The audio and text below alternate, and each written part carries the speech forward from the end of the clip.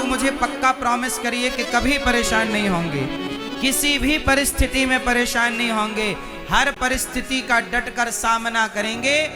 आज मैंने न्यूज में सुना कि एक पंजाब की तरफ की एक घटना कि एक परिवार के 7 सदस्य गाड़ी के भीतर बैठकर सातों ने जहर खा लिया। उसमें छोटे छोटे 2 बच्चे भी थे।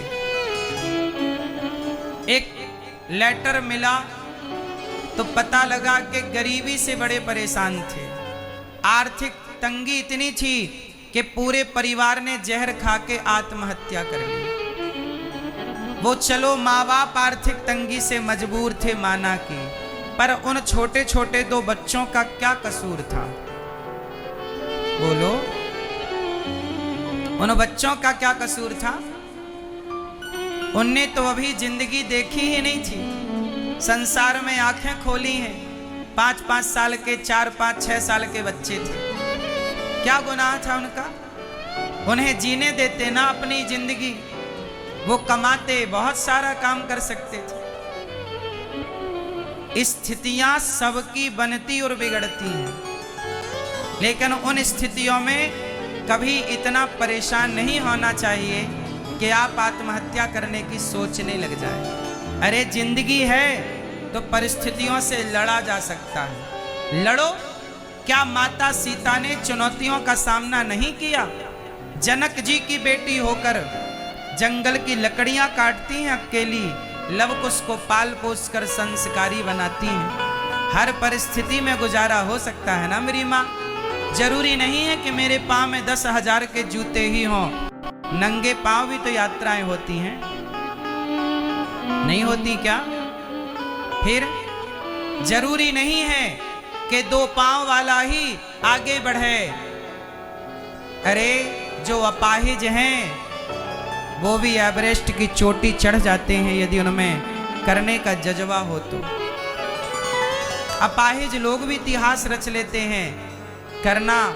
करने का जुनून होना चाहिए। इसलिए ईश्वर कुछ भी दें, सुख दें, दुख दें, हानि दें, लाभ दें, हर हाल में तेरे फूलों से भी प्यार।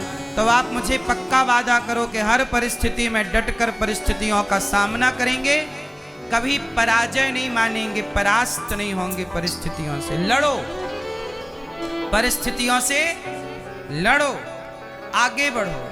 आज फेल हो गए, आज हार गए तो क्या हुआ?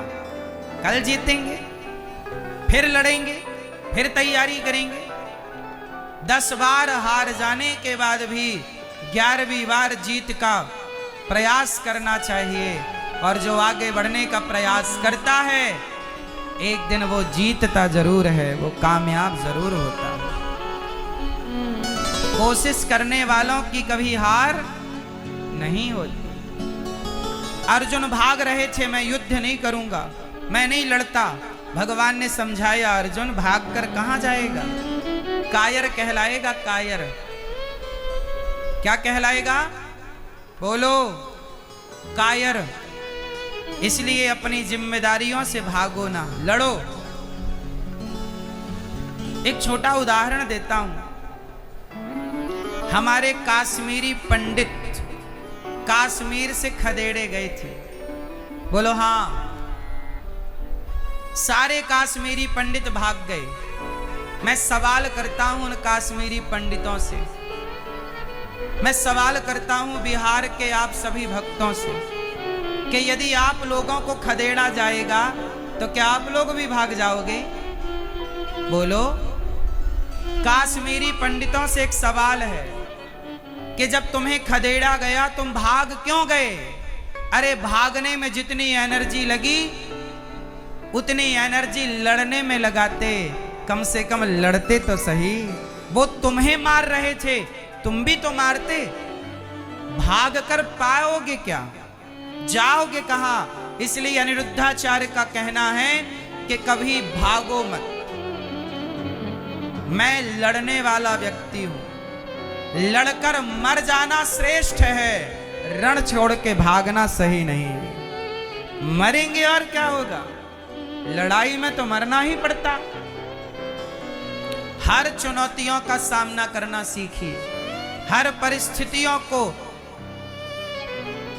हराना सीखिए, अपने को इतना मजबूत बनाइए कि कोई भी परिस्थिति आपका बाल भी बांका ना कर सके। हर परिस्थिति में आपको लड़ना आना चाहिए। क्यों जी, बात सही है कि गलत? कभी आत्महत्या नहीं करनी चाहिए, कभी रोना नहीं चाहिए। रोना है केवल भगवान के आगे। हे नाथ, कब दर्शन दोगे? भगवान के लिए रोइए। परिस्थितियां कभी आपको परेशान करें तो फिर भी रोइए मत, पत्थर दिल बनिए, मजबूत बनिए। भरोसा भगवान पर रखिए कि ये ईश्वर का विधान है। मैं जीत गया। अर्जुन महाभारत जीत गए। किसकी मर्जी है? जोर से, जोर से, भगवान की। और अर्जुन एक युद्ध हार गए। महाभारत जीतने वाले अर्जुन जंगल के भीलों से हार गए थे। पुरुष बली नहीं होता है, समय होत बलवान, भीलन गोपी लूट लई। जब महाभारत का युद्ध पूरा हो गया, एक बार जब भगवान कृष्ण द्वारिका की लीला पूरी करके जाने लगे तो भगवान ने अपनी पत्नियों को अर्जुन के हवाले किया। अर्जुन जाओ, मेरी पत्नियां अब जो समय बचा है वो थोड़ा दिन जीकर मेरे धाम आएंगी, पर जाओ तुम इनकी सेवा करना, ले जाओ। अर्जुन जो गांडीवधारी हैं, जब वो कुछ स्त्रियों को लेकर द्वारिका से हस्तिनापुर आने लगे तो रास्ते में जंगल के कोल भील मिल गए और जंगल के भीलों से अर्जुन का हो गया युद्ध और जंगल के भीलों से अर्जुन हार गए। किससे हार गए? बोलो मेरी मां। जंगल के भीलों से महाभारत जीतने वाले अर्जुन हार गए भीलों से। क्यों? क्योंकि वो जीत भी कृष्ण ने दिलाई और ये हार भी कृष्ण की दिलाई हुई है। ये समझो कि हर परिस्थिति आप कर्म कर, आप काम करो, बाकी परिणाम जो होगा, जीत हो हार हो, वो परिणाम ईश्वर की ओर से है। कर्मण्येवाधिकारस्ते मा फलेषु कदाचन। तू कर्म कर, जो फल आएगा वो फल ईश्वर दे रहे हैं। ये भाव के ईश्वर का दिया प्रसाद है।